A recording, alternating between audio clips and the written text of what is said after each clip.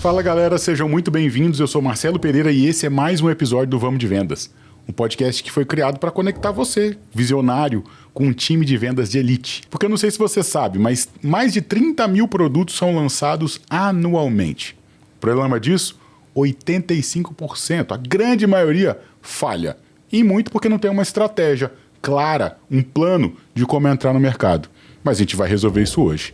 Com muito orgulho recebo hoje Giovanni Salvador para falar sobre Go-to-Market. Giovanni, muito obrigado pela sua presença. Muito obrigado a vocês pelo convite. Para mim é uma honra e um prazer estar aqui com vocês. Que bom, cara. Estou ansioso por essa conversa, para esmiuçar um pouco mais.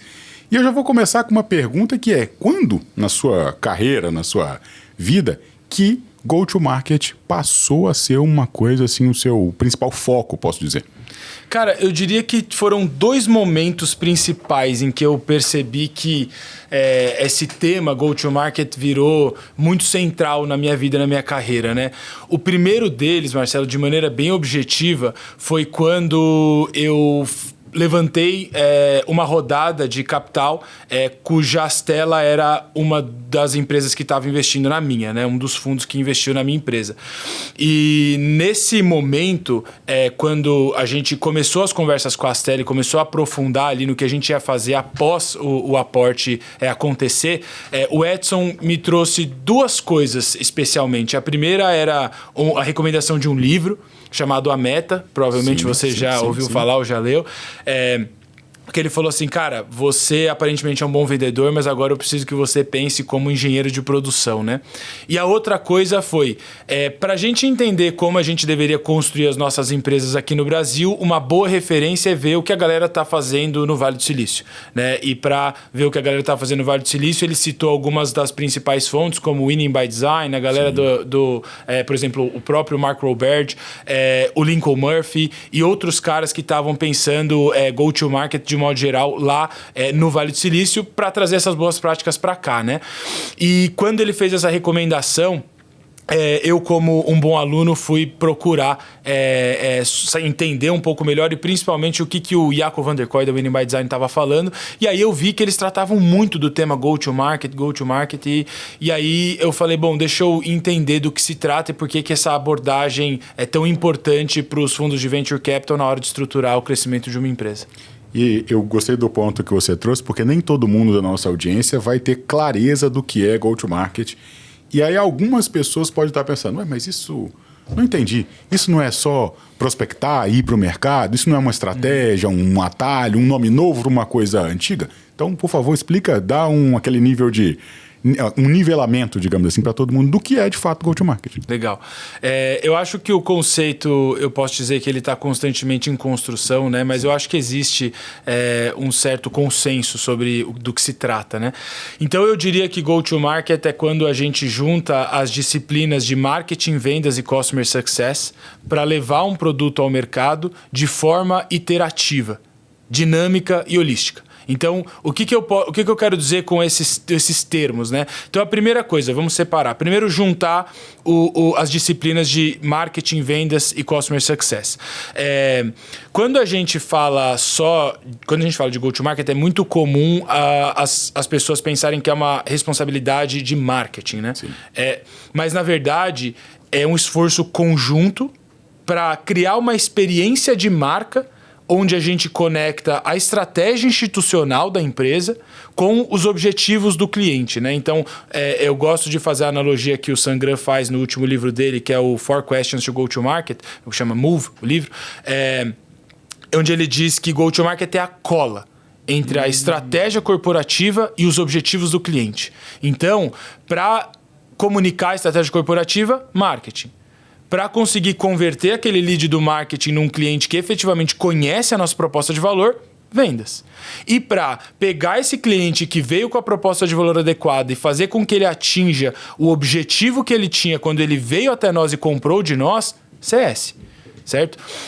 Iterativa. Porque assim como o desenvolvimento de produto, você não lança o MVP e fala, o produto está pronto. né? A gente deve ter um time de produto enorme construindo o Zorro até hoje. Todos os dias. Pois é. Então, da mesma maneira, eu acredito que go-to-market deve ser tratado como uma abordagem iterativa. Você lança o MVP, que eu chamo carinhosamente de ARMV, né? Então, a área de receita mínima viável. E a partir dessa área de receita mínima viável, e aí a área de receita justamente por juntar marketing, vendas e CS, você vai iterando e evoluindo, né, tudo aquilo que está em volta dessa estrutura. E dinâmica e holística porque você vai precisar de uma visão que una essas disciplinas entre si, né? Não pode criar silos. Porque a criação dos silos é justamente onde a coisa começa a dar problema quando a empresa está crescendo. Então, para evitar a criação dos silos, tem essa última parte da definição. Eu fui meio que juntando várias definições de alguns lugares, né? E criei essa minha compreensão na tentativa de ajudar as pessoas a entenderem do que se trata essa perspectiva. Ficou bem mais claro, e eu vou puxar o que você trouxe como livro de referência da Meta e como que a engenharia de produção se conecta com isso, porque você não é a primeira pessoa que traz esse conceito, mas são poucas pessoas que conseguem fazer essa junção. Como é que funciona no contexto de go-to-market, né? Perfeito. Que a Meta é um livro de 1960, 68, se eu não me engano. É tipo isso mesmo. Uau. Mas é que acho que o ponto principal sobre a Meta, né, é a gente conseguir trazer para dentro dessa estrutura de go-to-market ou de vendas, né, até para simplificar esse exemplo, o conceito da teoria das restrições, né, do que se trata. Vale explicar. Principalmente o livro, né, de que você deveria construir as otimizações do processo em volta dos gargalos. Vamos tentar simplificar assim.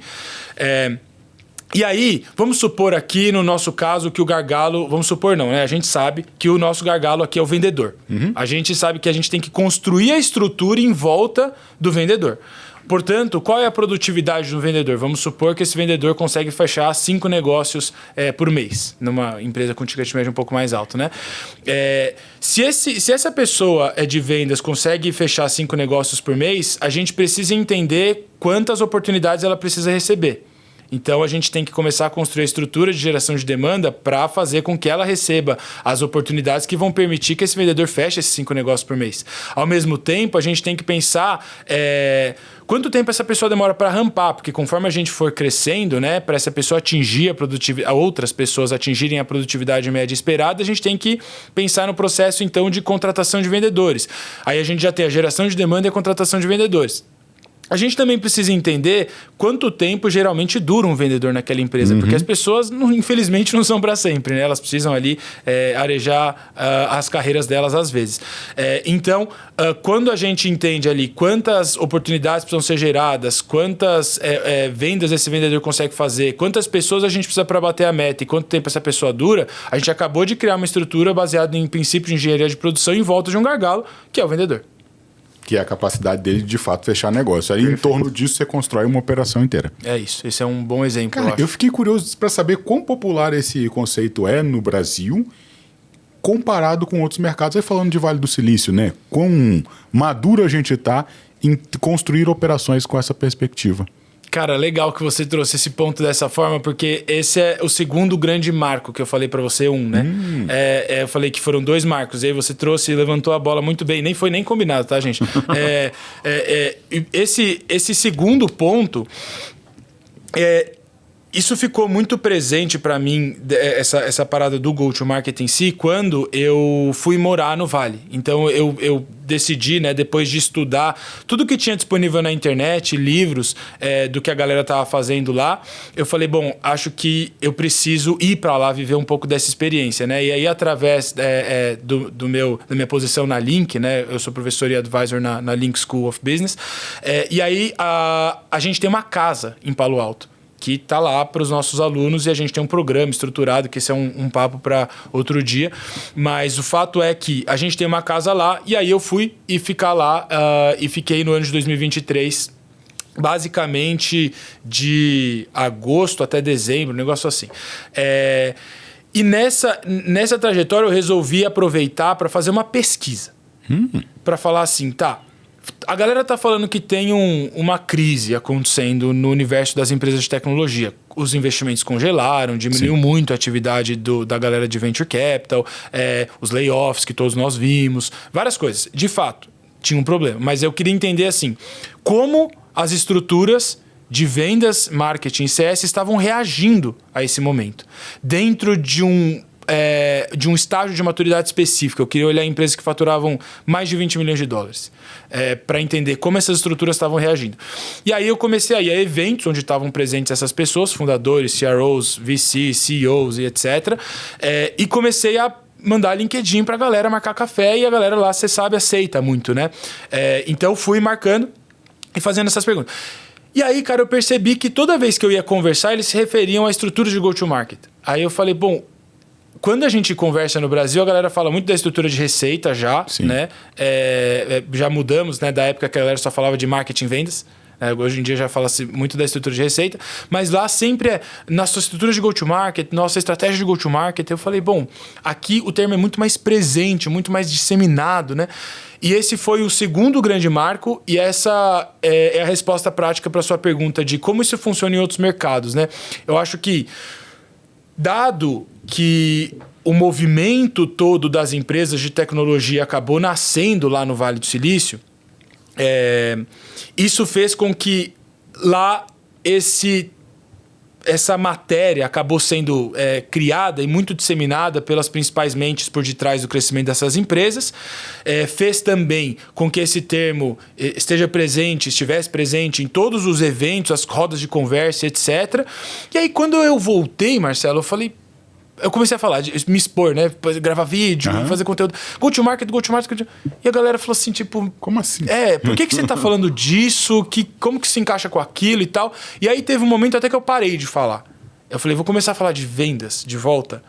E aí comecei a falar de vendas de volta. Só que aí quando eu comecei a falar de vendas de volta, eu percebi que eu não tava levando a mensagem que eu queria, porque a galera tava me confundindo com outras pessoas que estavam tentando falar de outros temas. E sem demérito, cada um falando de uma coisa. Aí eu falei, tá, eu vou levantar essa bandeira e eu, apesar de ser a parte difícil, né? Eu vou levantar essa bandeira para educar o mercado sobre esse termo, né? E aí eu comecei a produzir conteúdos atrás de conteúdos sobre isso. Então, em aulas e entrevistas, inclusive, que foi quando a gente te encontrou, né? Para trazer, que quando eu vi a primeira vez, eu falei, cara... Peraí que aqui tem um negócio diferente, assim. Parabéns, inclusive, pelo conteúdo. Legal, fico honrado por isso. E aí eu fiquei curioso porque você foi lá para os Estados Unidos, lá em Palo Alto, Vale do Silício, e aí conversou com um monte de gente. Cara, o que você descobriu de menos óbvio, digamos assim? Porque muito do que eles falam, eles leram em algum livro, que de alguma forma a gente acaba tendo algum acesso para quem quer. Mas tem coisas que você descobriu numa conversa lá que não tá em lugar nenhum. O que você descobriu de menos óbvio e, claro, que embasou o seu trabalho e você trouxe de volta? Fantástico. Excelente ponto. Eu acho que de menos óbvio, tem um aspecto cultural que eu acabei conseguindo absorver só realmente estando lá, que foi o que você falou, né? Por conta das conversas, dos eventos e tal. Aí eu fui vendo, falando nossa, realmente existe uma cultura de... Como posso dizer? O americano, a sensação que eu tive, tá? A minha leitura sem dúvida, pessoal. Não tem problema. Mas a minha leitura pessoal é assim: o americano, desde a escola, eles ouvem: seu país é o maior país do mundo. A sua língua é a língua mais falada do mundo. Você nasceu para vencer, aquela coisa do discurso do sonho americano e tal. E aí, a sensação que eu tive é que os americanos, eles sempre criam empresas para escalar. Sim. Porque vai escalar. Eles têm acesso a capital muito diferente. Se você também acabar conectando isso com a história do Vale do Silício, a gente tem ali Stanford, que tem 150 anos de história, né, Marcelo? Imagina, há 150 anos a gente tem o ciclo de reinvestimento de capital intelectual, de tecnologia, as máfias, né? Primeiro a máfia da Fairchild, depois a máfia do PayPal, enfim, aí do LinkedIn. E aí até vale a pena contextualizar para quem não sabe, em especial a máfia do PayPal, né? Quem são as pessoas, o que eles faziam e tudo. Pois a máfia do PayPal, não sei se eu vou lembrar exatamente assim, mas acho que vale a pena citar dois grandes nomes, que é o Elon Musk e o Peter Thiel, né? São dois caras que estavam... Eu citaria, esqueci o nome nome agora, mas o fundador do LinkedIn também tá nesse grupo. O Reid Hoffman. Exatamente. Então, o Reid Hoffman, ele também, é verdade. Ele saiu de lá. Também. Depois teve a segunda máfia que ele criou, né? Que é por causa do LinkedIn, é verdade. Então tem essas três figuras, né? O Elon Musk, acho que dispensa apresentações todo hoje mundo em dia, conhece. né? O Peter Thiel é o cara do Zero para Um, né? Aquele livro famosíssimo, fantástico. E também o cara da Palantir, um investidor super early stage do Facebook. Enfim, ele fez várias coisas super interessantes. O Reid Hoffman, como você mesmo disse, que fundou o LinkedIn, né? E depois virou esse monstro aí que foi vendido para Microsoft. Acho que por 60 bi, um negócio assim, né? Então, acho que essas máfias aconteceram quando um grupo de fundadores foi extremamente bem sucedido e acabou criando um outro grupo de fundadores que também foram extremamente bem sucedidos por conta do dinheiro, do know-how e das conexões. Cara. Né? E isso, é curioso você trazer isso. Essa foi, assim, um pouco da minha vida, né, da minha história. O meu pai saiu de casa, eu era muito novo e foi para os Estados Unidos. Então, desde muito pequeno, eu sou um cara que gosta de estudar, eu olhava como que se comportavam as pessoas nos Estados Unidos, por causa dessa história com meu pai e tal. E isso sempre me chamou a atenção. Eles criam negócios para o mundo. Eu venho de um estado onde a gente cria um negócio para o estado. Eu falei, cara, mas é muito pequenininho, é muito diferente o modo de pensar. E aí eu achei curioso você trazer esse ponto. A engenharia do negócio já é feita, a estratégia, a concepção, para o sucesso. E o sucesso não é os Estados Unidos. É o sucesso global, digamos assim, né? Pois é. E aí, isso me leva à minha próxima pergunta. Então, você foi lá nos Estados Unidos, aprendeu um monte de coisa, trouxe uma perspectiva muito única, prática. E aí, como é que é traduzir esse conceito para o Brasil, né? Como é que essa estrutura se encaixa nas empresas? Quão maduro a gente está aqui nesse processo? Bom ponto. Uma das coisas que me chamou muita atenção e que me motivou a investir energia em produzir conteúdo, eu não produzo conteúdo para gerar lead. A forma como hoje eu enfim, ganho meu dinheiro não depende de leads gerados através de inbound. Não é assim que o meu negócio funciona hoje. Então eu produzo conteúdo para educar o mercado. Com um objetivo meio que de propósito mesmo que eu tomei para mim. Por quê? Porque eu percebi que as empresas lá e aqui, no mesmo tamanho, têm diferentes estágios de maturidade. Ou seja, para o mesmo estágio de maturidade tem diferentes níveis de estrutura, certo?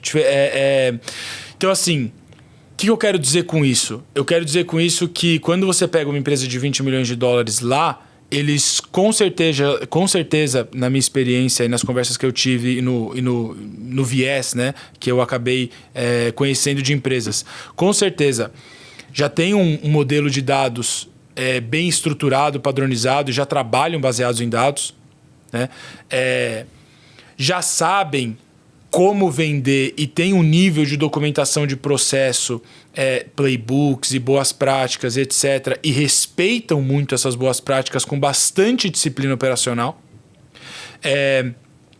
E também são, como posso dizer, eles têm muito mais acesso a dinheiro, né? Então, o fato deles terem muito mais acesso a dinheiro faz com que eles consigam contratar gente muito melhor, muito mais sênior, muito mais ferramenta, investir muito mais. Então, você vai olhar dentro de uma empresa que está em estágio inicial, 47% do OPEX é investido em marketing e vendas, né?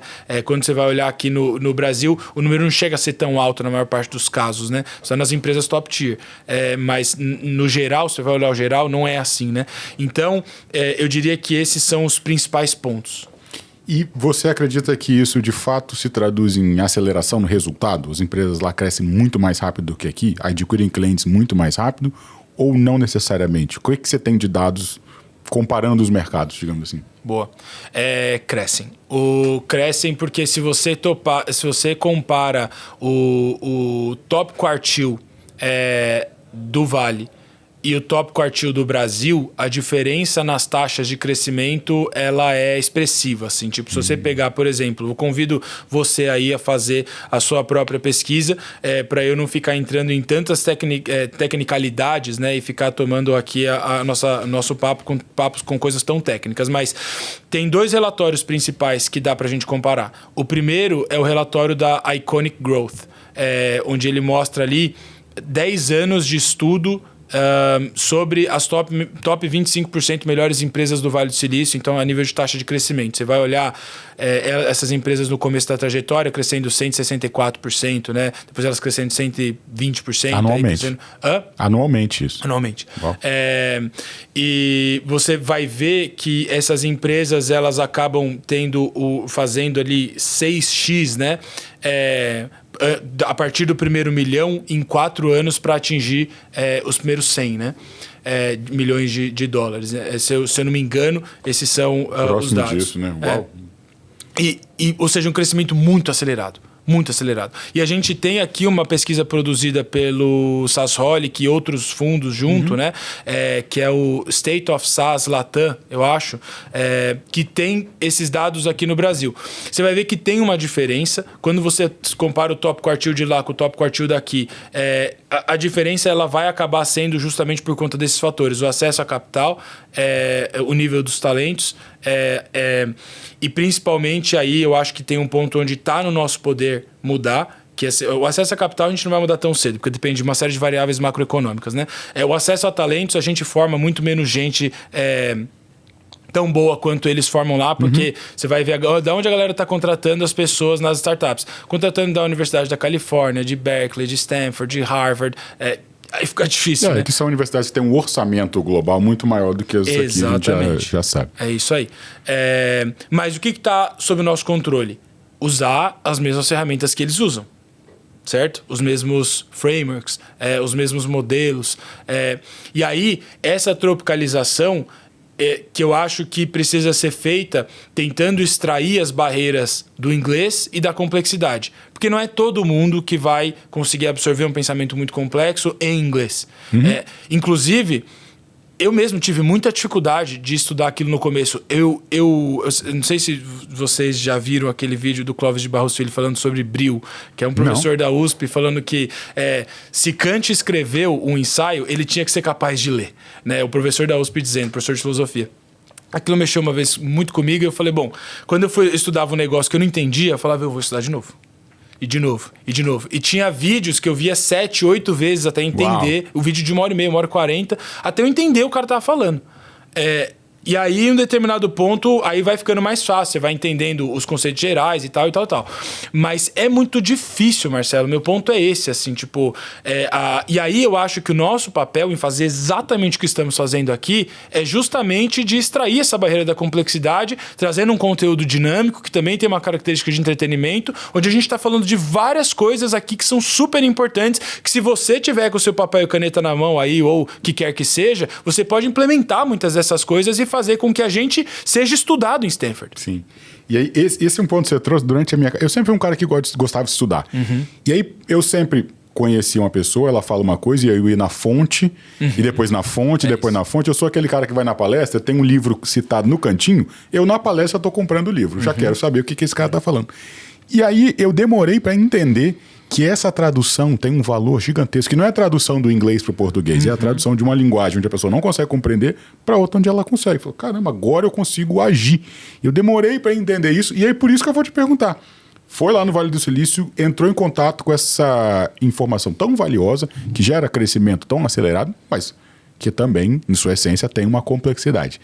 Se você fosse fazer hoje, assessorar uma pessoa, uma startup, vamos pensar bem em early stage, ali no início, uma conversa ali informal, como que ele pode construir um plano minimamente estruturado de go-to-market? E depois, lá no final, eu vou fazer essa mesma pergunta com muito mais restrições para ficar mais emocionante. Mas agora ainda, quais são, digamos assim, os pilares, sabe? Eu tenho que olhar para isso, vou começar por aqui.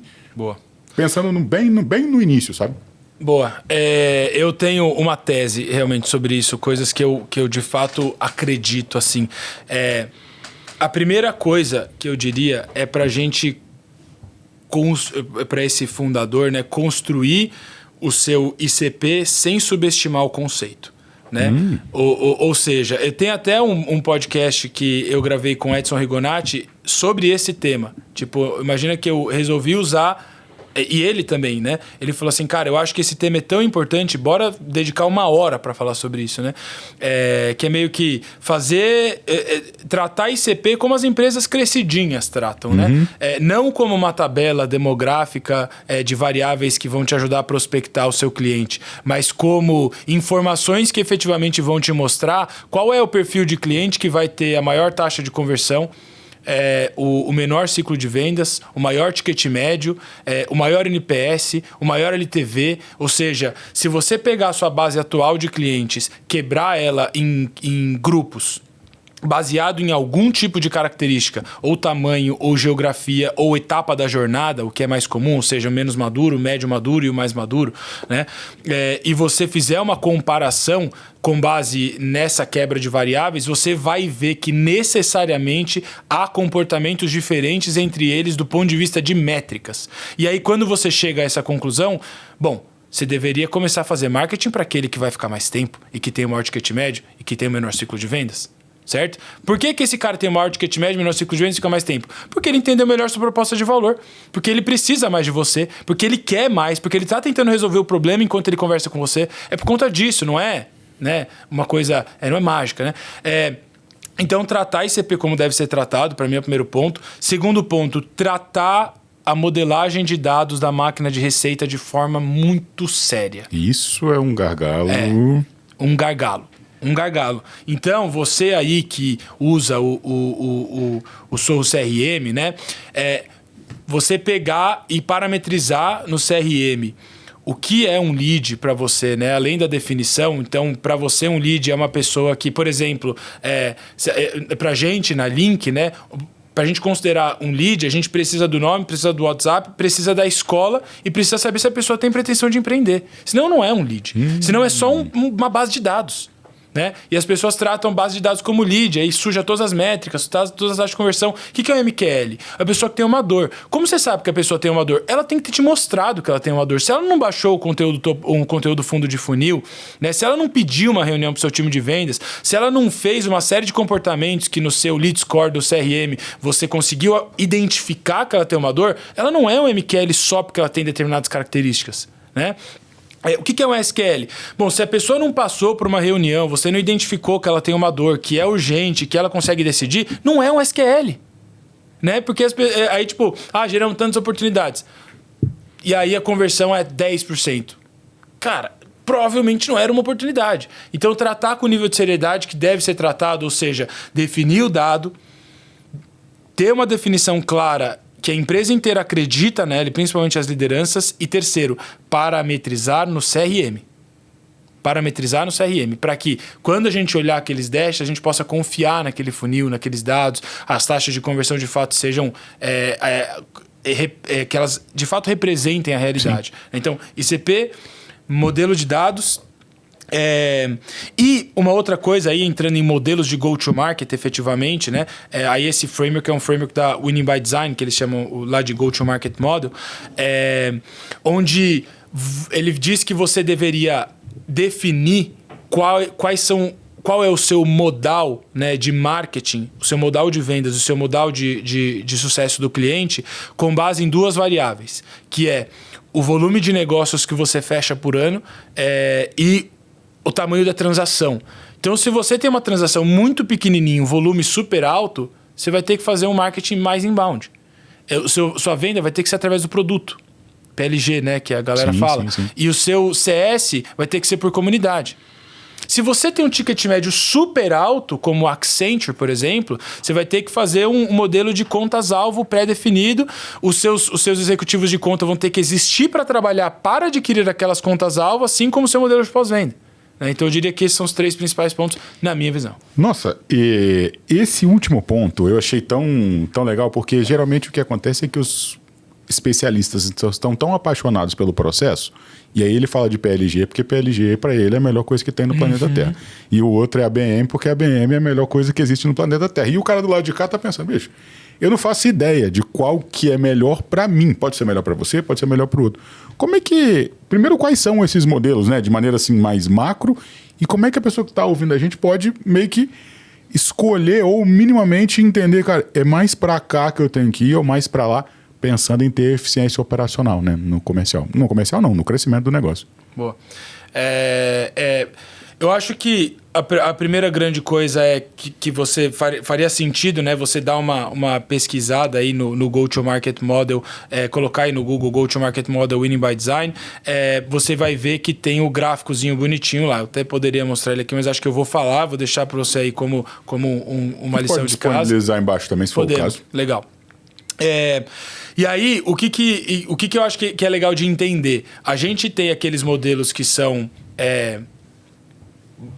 Tech Touch, Low Touch, Mid Touch, High Touch ou Dedicated Touch, né? Então, eu estou dizendo exatamente com base no modelo. Então, é meio que o modelo de go-to-market é totalmente através de tecnologia. O modelo de go-to-market Low Touch, que é assim, pouquíssimas interações. Então, uma venda só, uma call só e fecha. Uma ligação e fecha, né? Um modelo do meio, onde vai ter um SDR/AE, que são os dois ali. Um modelo de Field Sales, que tem mais contato ainda, tempo, venda visita, de campo, apertar a mão, almoço, pagar o jantar, fazer um happy hour, mandar um vinho para casa do cliente, assinar um livro você com as suas próprias mãos e mandar para o cara. Então esse é o modelo de field sales, o marketing baseado em conta, né, nesse modelo. E o modelo de dedicated touch, que é um modelo field sales que você tem né, a galera falava antigamente, um book of business, né? Você tem ali as suas empresas que você vai conversar. Então, assim, das duas, uma. Ou você está conversando com elas agora, ou quando você conversou com elas, ela falou assim, cara, me chama tal dia. Ou me chama daqui a um mês, ou me chama daqui a 6 meses. E você vai colocando na sua agenda e você vai meio que reciclando esses contatos com base no seu livro de negócios ali mesmo, né? Então, num extremo, você lida com tecnologia. No outro extremo, você lida só com determinadas contas. E aí no meio você tem uma interação para fechar, 2 ou 3 interações para fechar. Aí no Field Sales depende da quantidade, né? Quando eu montei a minha máquina, a nossa média de reuniões era de 6, né? Reuniões para fechar um deal enterprise com a média de... 6 reuniões com o mesmo cliente. Com o mesmo cliente. Você está meio no meio do caminho ali ou está mais... Field Sales, eu acredito que o meu modelo ele era bem ABM, Field Sales e um CS segmentado por tamanho de cliente. A gente fez assim o nosso. E isso interfere na velocidade de crescimento? Cara, sim, porque a falta de definição disso, Marcelo, que é o que você com certeza sabe, tá. Você quando você bate o olho, você já sabe isso. Mas para você aí, fundador, que eventualmente ainda não se deparou com esse modelo mental, né, para pensar ali a sua estratégia, o grande problema é quando você não tem definição. Porque aí, o que acontece? Às vezes você tem um ticket médio alto tentando montar uma maquininha de SDR de volume. Seu cliente não funciona dessa forma. Ele não se interessa pelo produto dessa forma. E aí você está meio que nadando contra a corrente, dando murro em ponta de faca, né? Ou tentando vender PLG um ticket médio muito alto. Né? Ou você está tentando vender para grandes empresas sem querer pegar um avião e apertar a mão do cara. Não vai funcionar. Né? Para eu conseguir fechar negócio com grandes empresas, eu sempre sentava e almoçava em algum momento do processo. Sempre. E pagava almoço. Em lugar bom e é bem vestido. Porque... É a regra do jogo. Isso. Não é a regra do jogo. Milagre. Então o problema, muitas vezes, na minha visão, é a falta de definição. Entendi. Tem um ponto que me chamou muita atenção, que você fala da unificação das áreas. Não é só olhar marketing, não é só olhar vendas e só CS. Mas é essa cola, né? Você usou essa analogia. Por que as empresas não têm essa cola? Qual que é a barreira? O que impede? E por que a gente tem tanto silo? Pois é, cara, essa é uma boa pergunta, mas eu acho que aí a gente vai esbarrar numa questão quase de comportamento humano, né? Provavelmente. Porque eu acho que é um processo natural, né, Marcelo? Quando a empresa vai crescendo, a gente vai meio que dando para as áreas donos, né? Então, a primeira liderança, geralmente, se você olhar até em dados históricos, a primeira liderança de uma estrutura de go-to-market que é contratada é vendas. Aí contratou ali o líder de vendas e aí geralmente, olhando até dado histórico mesmo, né, de construção de time, tem um relatório também chama Building Go-to-Market Teams da Iconic também, que mostra o que acontece com o time pegando dados das empresas ao longo dos últimos anos. Então a primeira liderança é contratada é a de vendas, e aí o marketing meio que fica de lado ali, só servindo para gerar demanda quando necessário, senão vai ser no relacionamento, no outbound, etc. E aí depois você vai contratar, o fundador vai tocando ali a parte de CS, depois contrata uma pessoa de CS.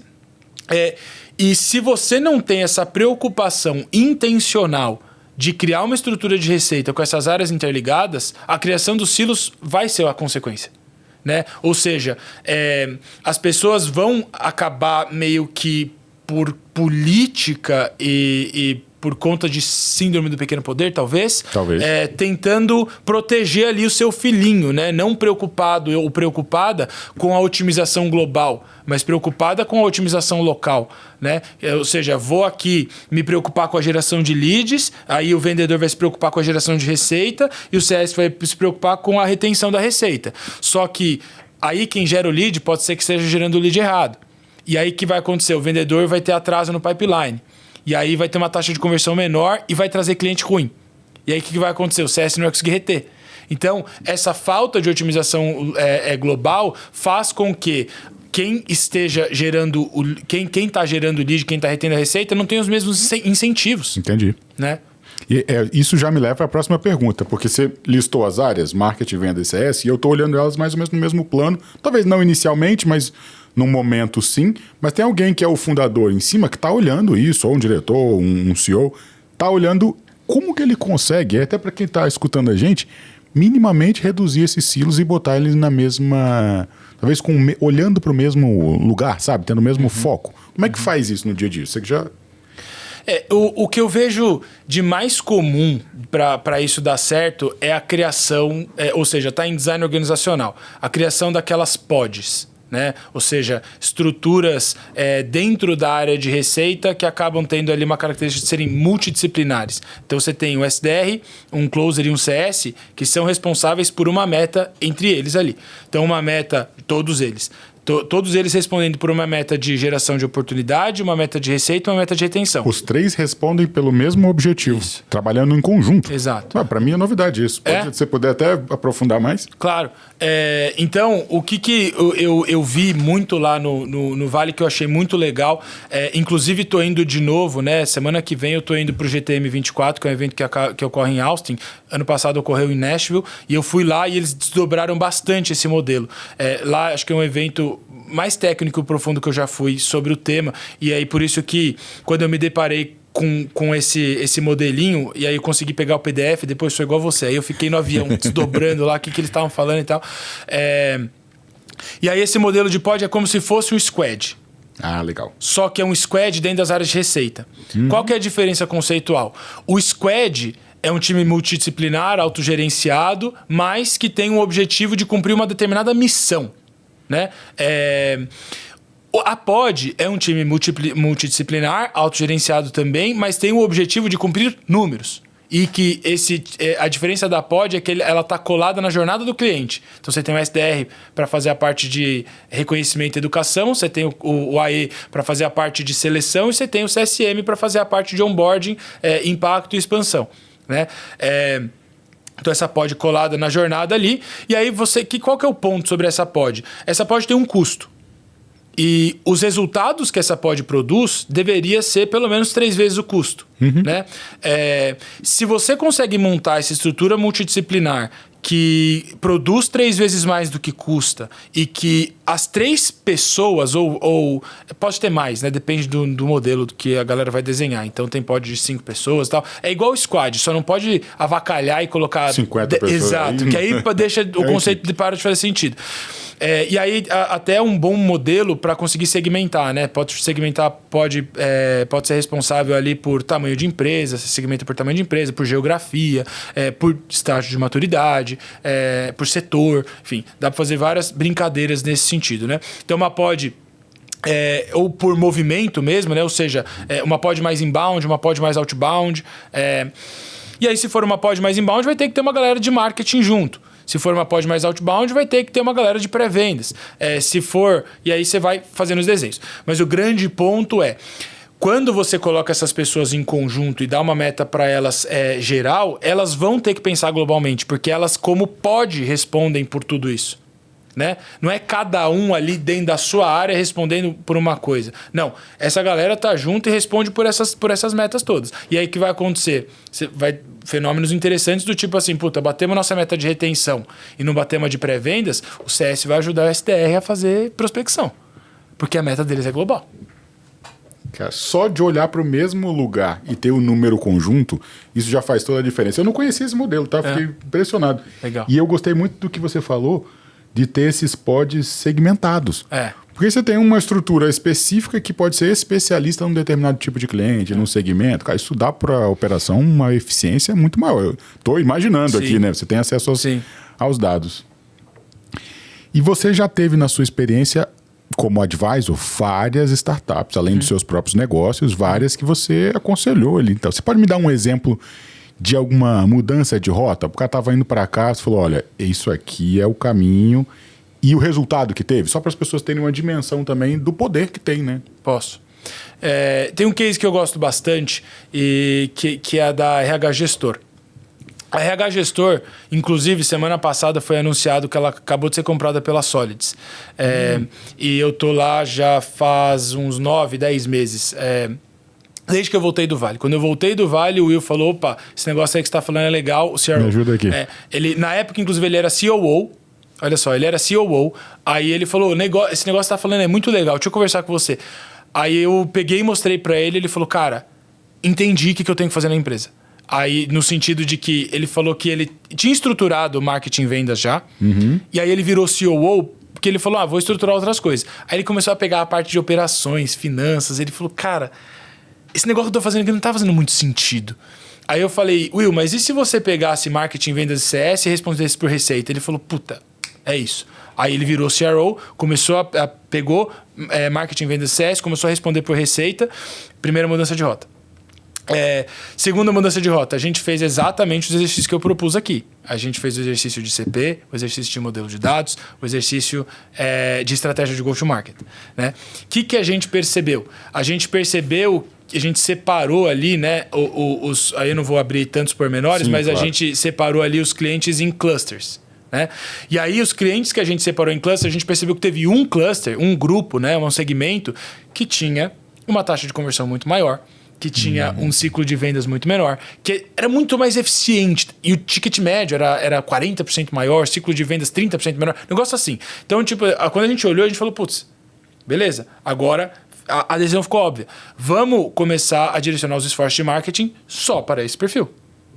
Não quer dizer que a gente não pode nunca mais vender para os outros perfis, não é esse ponto. Mas se a gente conseguir, por exemplo, em vez de ficar meio que era 33%, 33%, 33%, mais ou menos... Se a gente conseguisse fazer um 80-20, porra, já é imagina, você que sabe bem do que eu tô falando, efeito composto ao longo de 2 anos. Quanto que ia ter, né? E aí a gente percebeu isso, redirecionamos a estratégia de marketing. O que a gente percebeu? Esse perfil de cliente requer um outro tipo de pessoa de vendas. Né? Pegamos as pessoas de vendas que estavam ali, não tivemos que fazer demissão, a gente só colocou elas para enablement e contratamos pessoas adequadas. Pro time de vendas. Então, subimos bastante a barra do time de vendas e tinha a galera que performava muito bem lá. A gente manteve a performance muito boa. Papo de 150%, 160% da meta nos melhores meses. E essa galera ajudou a rampar a nova galera. E aí eu viajei para lá, porque em Maringá a gente fez imersão com o time e tal, playbook, blá, blá, blá, aquela coisa toda. E aí, hoje em dia, a gente tem uma estrutura diferente. Você concorda comigo? Tipo, o Will olhando como CRO a parte de receita, a gente com mais clareza do ICP, com o nosso modelo de dados aí. O que acontece hoje em dia? Hoje em dia, antes de entrar nas reuniões, eu simplesmente pego o nosso CRM que está parametrizado com tudo do modelo de dados, olho ali como está a taxa de conversão geral do time, como está a conversão geral de cada membro do time. A gente consegue ter essa clareza por ter definido bem o modelo de dados. E aí a gente define com muita clareza o que a gente tem que otimizar. Bom, se essa taxa de conversão está ruim esse mês, a gente vai fazer uma campanha de pá. a gente vai fazer um treinamento de tá. E aí a gente faz. E a gente consegue entrar de verdade, Marcelo, em melhoria contínua. De verdade. Voltamos lá na meta. Isso. Eu acho que esse é um dos cases que eu mais gosto. Sabe qual que é o ponto que eu queria deixar aqui? Que eu gravei um podcast inteiro sobre isso com o Will. Porque eu percebi que ele tinha uma coisa de diferente. Que tudo que a gente se propunha a fazer, ele voltava com as coisas feitas. Sabe essa pessoa, aquela pessoa? E aí eu falei, cara, o nível de disciplina operacional deles foi o que fez com que esse case fosse fantástico, né? Então, mérito deles. Acho que eu posso ter contribuído com alguns insights e direcionamentos, mas mérito deles de execução. E aí depois eu fui entender que o Will ele tem uma tese de mestrado sobre execução de times. Até facilitou um pouco o trabalho. Nossa! E aí eu explorei isso lá e tal, para entender, mas o que eu queria pegar esse paralelo com o principal insight que eu tive na minha viagem para o Vale, que foi, se eu tivesse que resumir em uma coisa, tudo que eu vivi, as pessoas lá, os times, têm uma disciplina operacional brutal. Brutal, nesse sentido de a gente vai executar o playbook, a gente vai olhar as métricas semanalmente, a gente vai ver os problemas, a gente vai atacar os problemas. Executar, olhar as métricas, ver os problemas, atacar os problemas. Mas assim, eu conversava com os CROs, e os caras não tinha... não estamos conseguindo. Não, velho. Sentar todo dia de manhã, entender as métricas, todo dia no almoço, treinamento. Falei, nossa, mas isso funciona para negócio enterprise? Sim, e o nosso negócio é enterprise. A gente faz isso todos os dias. Treine pequenas coisas. Não precisa treinar no processo inteiro. Quebra o processo em pequenas coisas e vai treinando. Não é porque é enterprise que você tem que treinar o time uma vez cada 15 dias. Todo dia. Olha as métricas de manhã, treina no meio do dia, revisa as métricas à tarde. Tá, pá. E eu conversei com alguns VCs que tinham investido nessa empresa e tal. E aí você vai ver o resultado da empresa estratosférico, faturando $200 milhões por ano. Então, disciplina operacional é a coisa que mais precede o sucesso, na minha opinião. Eu sei que é óbvio. Eu mas... não diria que é tão óbvio, porque assim, se a gente pegar historicamente, a área de vendas, pegar só vendas, depois marketing, né? Separando o CS ali, o mais novinho, digamos assim, né? Mas vendas era o cara que era gente boa, que batia nas costas. Então, ainda tem uma carga disso, principalmente culturalmente no Brasil. Verdade. E o marketing tem a criatividade, que é o cara que é artista, que é criativo. Não é necessariamente, nem sempre existe essa obsessão por olhar os dados e a obsessão no modo positivo, de olhar realmente o que precisa ser feito e fazer. E aí eu fiquei curioso para saber quais são esses números. Se a gente tivesse que listar aqui alguns indicadores, porque estou na minha cabeça construindo o meu plano. Eu fui lá, entendi qual é o modelo de go-to-market que é mais interessante para o meu negócio, e aí comecei a fazer alguns ajustes, consegui concatenar esse time num pod ou num modelo parecido, para todo mundo olhar para o mesmo lugar. Só que agora tem que olhar isso com mais regularidade, alguns números específicos. O que você olha ou que sugere, né, que as pessoas que estão assistindo olhem para falar, cara, é daqui que você vai tirar a informação para criar o treinamento específico, para de fato o negócio crescer mais rápido, sabe? Lembrando que esse podcast é um oferecimento do Zorro CRM, um software para gestão do relacionamento com o cliente, com preços acessíveis e uma ampla gama de recursos. A escolha ideal para líderes de vendas que querem ter mais eficiência e processos mais inteligentes. Acesse zorro.com/CRM e saiba mais. Eu acho que, cara, a gente precisa olhar. Eu vou separar em duas categorias de dados. Uma categoria mais geral sobre a empresa, que é uma coisa que os fundadores ali vão ter que ter na ponta da língua para entender o que precisa ser otimizado a nível trimestral. E outra coisa é diário, semanal ali, né? Então, a nível diário, semanal, eu diria que implementar o modelo de dados que o pessoal da Winning by Design, que o Jacob van der Kooi prega, né? Eu acho que faz muito sentido. Por quê? Isso é uma outra coisa que eu vi, Marcelo, que me intrigou bastante, que foi que as empresas lá, de um modo geral, usam o mesmo modelo.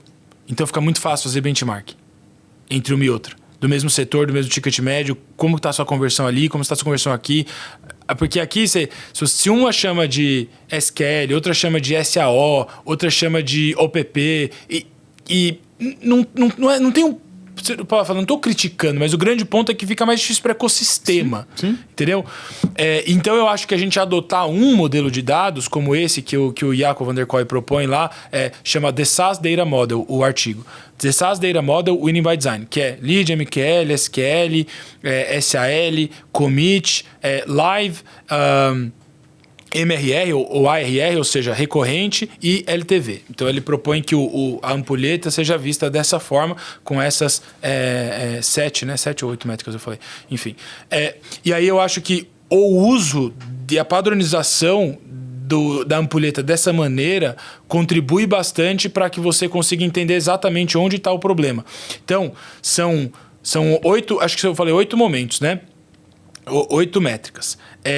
E aí tem um ponto muito legal dessa metodologia dele, que é, se você aumentar 10% em cada uma das taxas de conversão desses 8 momentos, você é capaz de dobrar a sua receita sem aumentar time de vendas e sem aumentar investimento em marketing. Na pura matemática. Então, pegar a cada trimestre, um time pega uma taxa de conversão. Marketing, pré-vendas, vendas, onboarding, CS e expansão. Cada um pega uma e tenta otimizar 10%. Quantos por cento? 10%. Uau. 10%. Quando tu fala 10%, é de 20 para 22, só para a audiência entender. De 20 para 22. Aumentando isso, você consegue dobrar a sua receita sem... Essa que é a parada. Dobrar a receita sem aumentar investimento em marketing. E é uma promessa muito forte, dobrar a receita sem investimento adicional em gente, em nenhum dos times. Pois é. Mas quando você quebra isso no dia a dia, no micro, até o 10% ainda pode parecer muito. Sim. Mas, cara, de 20 para 22, você só precisa fazer isso. Não parece mais tão improvável, impossível, sabe? Esse é a o gente ponto. começa a enxergar caminhos. É aquele primeiro passo de uma caminhada longa, mas, cara, você dá um passo, você já tá mais na frente, daqui a pouco vai. E isso tem a ver com disciplina operacional, né? Porque talvez você aí que esteja nos ouvindo, você olhe e fala assim, cara, mas isso é utópico. Não é utópico. Não é utópico. Hoje em dia eu posso dizer porque eu já vi dezenas de operações fazerem isso na minha frente. E acabei de dar um exemplo de uma aqui no Brasil que acabou de ser vendida, não é por acaso que foi vendida para Solids.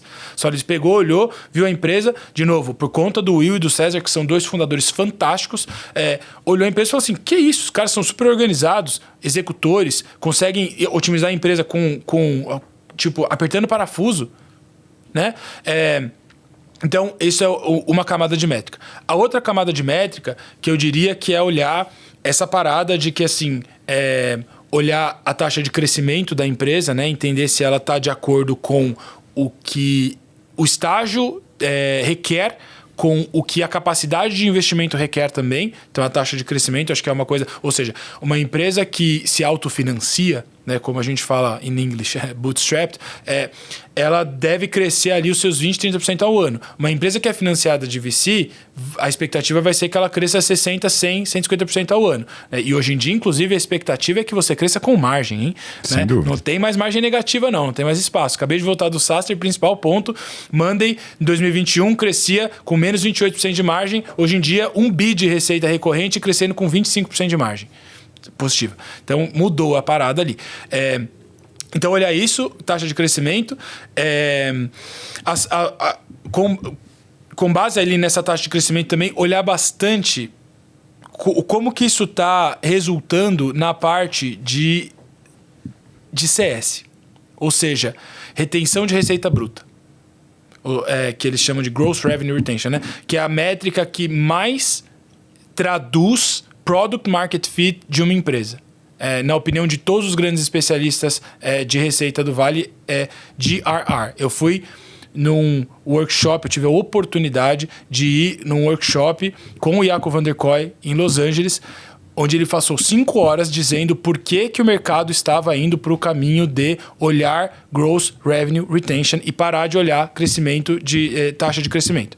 Então, 3 grandes variáveis, né? Mas eu só fiquei na dúvida de como que essas coisas, se não é a mesma coisa. O meu olhar aqui, eu me perdi. Por quê? Num momento eu estou olhando para o crescimento, aquisição de base, aquisição de novas oportunidades e clientes.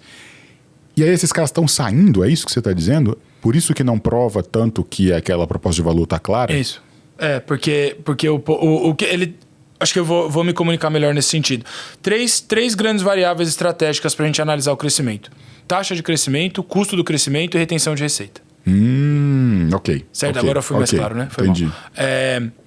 Então, taxa de crescimento, custo do crescimento e retenção de receita. Portanto, você está crescendo a qual taxa, a qual velocidade? Se o custo desse crescimento permite a sustentabilidade dessa taxa de crescimento e se esse crescimento é durável, que a retenção de receita mostra isso. E aí, qual que é a maior correlação com retenção de receita? ROI do cliente. Quanto mais ROI seu cliente tem, maior vai ser a sua retenção de receita. E aí, olha que interessante, as empresas que mais cresceram no mundo nos últimos 10 anos têm, no mínimo, 95% de retenção de receita anualmente. 95%. E quando você está falando antes dos até 20 milhões de dólares de receita, 98%. De 20 para 50 é 97%. E de 50 para 100 é 95%. Tipo, então ela não fica menos do que 95% de retenção de receita bruta. Que é como se fosse o NDR, ou a Net Dollar Retention, ou retenção de receita líquida, só que tirando os fatores de expansão, aumento de preços, cross-sell e upsell.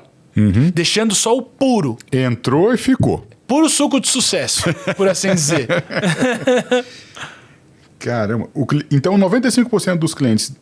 E aí, o 95% é o último cenário, digamos assim, né? O que tem mais perda. Isso. Entram e ficam na operação. E continuam satisfeitos ali por um determinado tempo. Que tempo é esse, médio? O LTV médio dessas empresas... Putz, deixa eu pensar. O CAC Payback dessas empresas está entre 13 e 18 meses. O LTV médio... essa é uma boa pergunta. Tranquilo. A gente voltando no CAC LTV, significa que um cliente que eu gastei para adquirir vai gerar resultado 18 meses depois?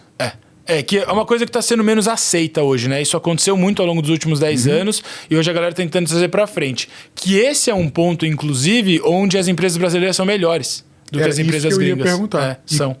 Quão melhores? E como? Muito. Tipo, 3 vezes melhores. Aqui, o payback time, né, não é aceito entre os investidores brasileiros que seja muito mais do que 3, 4 meses, né? Tipo, a gente é muito bom nisso por conta da escassez de capital, por conta do custo de capital, por conta de uma série de coisas. Precisa fazer a conta fechar o mais rápido possível, esse cliente tem que gerar resultado. As empresas brasileiras são muito resilientes, muito criativas, né? Eu faço todas essas provocações para que a gente consiga usar tudo que eles estão fazendo de bom. Mas a gente... E o meu sonho mesmo é que as nossas empresas sejam estudadas em Stanford como grandes cases de crescimento. Esse é o meu sonho. E tem algumas já que você acha que estão prontas para tomar? Tem. Tem empresas de CRM brasileiras que estão sendo estudadas, mas Nubank definitivamente é um case. Nubank, Docket, iFood. Eu, inclusive, quando eu estava lá morando, eu vi essa galera toda lá, a Cris Junqueira, o Fabrício, do iFood. Eu vi vários fundadores brasileiros em Stanford, por conta de não sei exatamente que evento que eles estavam tendo lá, mas essas são todas as empresas que são profundamente respeitadas lá, e o nosso maior case, sem dúvidas, é o Nubank. Case da história. Pegando esses cases que você trouxe, tem alguma coisa que eles fazem que é completamente diferente, que a audiência pode falar, cara, vou passar a me comportar mais ou menos desse jeito para minimamente se aproximar do resultado? Eles são... eu vou ter que voltar em princípios que a gente trouxe, né? Tipo, eles são muito disciplinados, de um modo geral, na execução.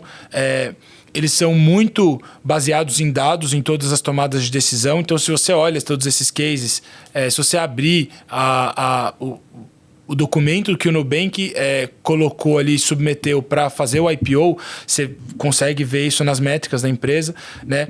Quando a gente pega, enfim, a OMI também, que é um case brasileiro fantástico, você vai enxergar isso nos podcasts que o Marcelo fala, a mesma coisa. Então, eu diria que a gente não vai fugir dos princípios de cultura, disciplina e dados. Sim, e execução, que é o que você... E de buscar também nos Estados Unidos. Se você pegar o próprio Davi, antes de fundar o Nubank, fez Stanford, se você pegar os fundadores brasileiros, de um modo geral, que tiveram sucesso, tem esse hábito de fazer benchmark no Vale do Silício como efetivamente algo que está dentro da estratégia deles. Isso é uma coisa que eu constatei indo em busca disso. Depois que eu voltei, eu comecei a perguntar para todos esses caras que tiveram muito sucesso como que eles fizeram isso, e todos eles têm esse ponto em comum, além da questão da cultura e da disciplina e dos dados.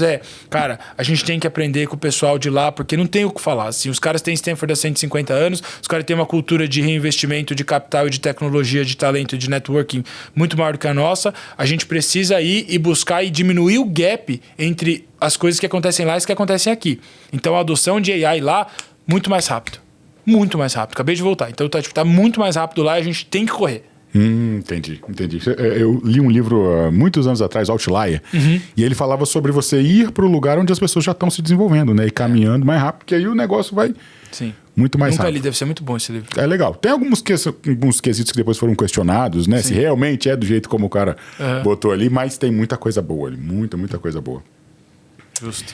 A gente está se aproximando do final, e aí a minha última pergunta, um momento assim que eu gosto de trazer todo esse conteúdo que a gente discutiu aqui, você está acompanhando nesse momento, cara, tem material aqui para você estudar por bastante tempo. Algumas coisas a gente vai colocar aqui, mas agora nós vamos para um ponto mais prático de como executar de fato essa estratégia. E aí eu vou contextualizar. Imagina que um fundador de uma empresa, faturamento ali entre 8 e 10 milhões de reais anual, e ele tem um desafio, te encontrou, você está tomando um café lá em Palo Alto, te encontra, e aí você tem pouco tempo.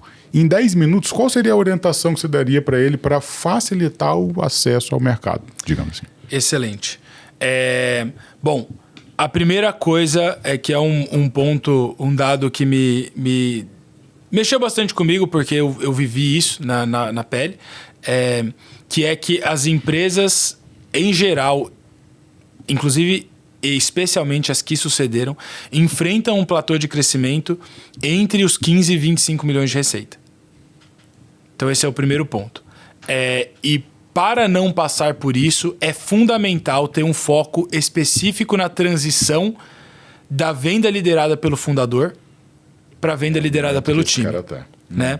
Então, ou seja, fazer a transição do que eles chamam de founder-led sales para team-led sales, no sentido de que muitas empresas que chegam até 10 milhões de faturamento, inclusive eu vivi isso, chegam nesses 10 milhões porque os fundadores são muito bons vendendo, mas talvez não tão bons assim em conseguir recrutar, rampar e fazer com que o time seja tão bom quanto eles, né? Então, esse era o trabalho que eu estava fazendo na minha empresa quando eu encerrei meu ciclo lá.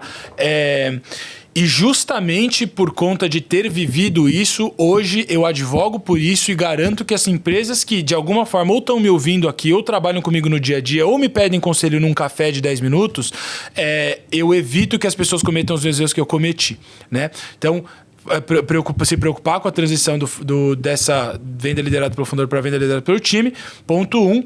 Ponto 2, garantir que você vai quebrar essa barreira também do mercado inicial para o mercado mainstream, né? Ou seja, uma das coisas, eu não sei se você que está nos ouvindo aí já ouviu falar, de um livro que se chama Cruzando o Abismo, né? Que foi escrito pelo Jeffrey Moore, que é um livro que super vale a pena ler também. Essa foi outra oportunidade única que eu tive na minha vida, que foi ver um workshop com o Jeffrey Moore em Sunnyvale, eu e 30 pessoas, super pequenininho. Ele falando ainda a Art of Mastering the Go-to-Market Strategy, um negócio assim, tipo, cara, é fantástico, e ele trouxe muito sobre isso. Ele falou, tomem cuidado para vocês não criarem negócios em volta desse público inicial, que são os friends, fools and family, né? Ou seja, seus amigos, a sua família e os tolos que acreditam em você nos primeiros momentos. E também não criar um negócio em volta dos early adopters. Eu às vezes tento lembrar, desculpa os termos em inglês aí, pessoal, mas... São os mais que estão mais animados para testar pela primeira vez. Isso, exatamente. Não criar um negócio em volta deles, né? Ou seja, ter a habilidade de entender quem é o público que vai conseguir aderir massivamente o seu produto, ou em maior escala, pelo menos, né? Porque o primeiro grupo, que são os 3 Fs que eu falei, é muito fácil de vender. O segundo grupo é um pouco mais difícil, mas também é fácil. O que ele chama de cruzando o abismo é desse grupo para o grupo que vai aderir numa escala maior. Isso que ele fala que é cruzar o abismo. Por quê? Porque Vender para os early adopters é uma coisa que vai requerer menos sofisticação. Agora, vender para esse que ele chama de early majority, né?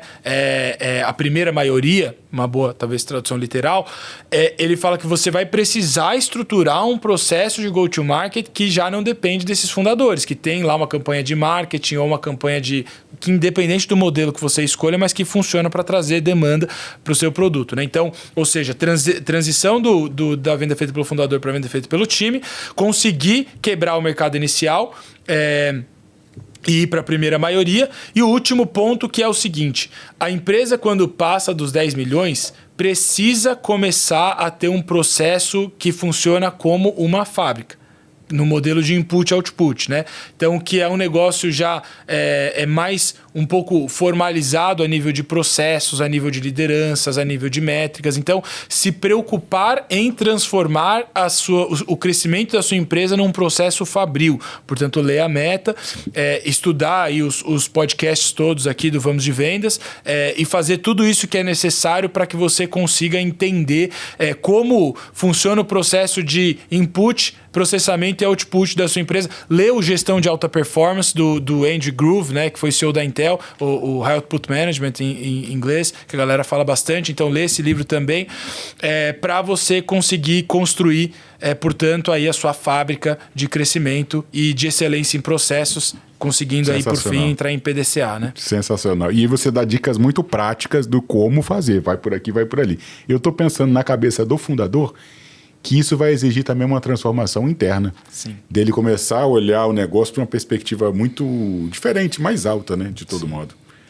Giovanni, muito obrigado, cara. Muito obrigado mesmo. Uma baita aula aqui, cara. Para você que está acompanhando agora, olha, realmente isso aqui foi como é que você usou a expressão? O puro suco, né? O puro suco do go-to-market. Então, quem quiser te acompanhar mais e assistir as suas entrevistas, de material que você compartilha, como é que te encontra? Muito bom.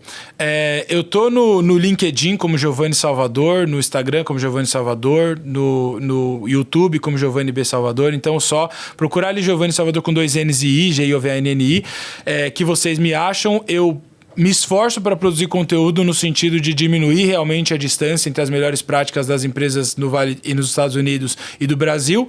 Não gero lead dessa forma. Faço isso porque eu queria realmente contribuir para o ecossistema, tendo tido as oportunidades que eu tive na vida. Não vou dizer que isso não é bom para a marca da empresa, para mim e tal. É legal, tanto que me trouxe até aqui, por exemplo, essa oportunidade fantástica. Mas o meu objetivo não é esse. Meu objetivo é passar pelo processo de contribuir de alguma forma, porque muita gente contribuiu com a minha caminhada. Sim, e esse também é o nosso objetivo. Então, se você acompanhou até aqui, é hora de colocar em prática. Tem dicas excelentes aqui, consumir o conteúdo. E, no meio do caminho, se precisar conhecer um pouco mais do Zorro CRM, vai acessar zorro.com/CRM e ter alguns dias grátis para testar, colocar os dados, colocar tudo em prática. E a gente se vê no próximo episódio. Um abraço. Muito obrigado.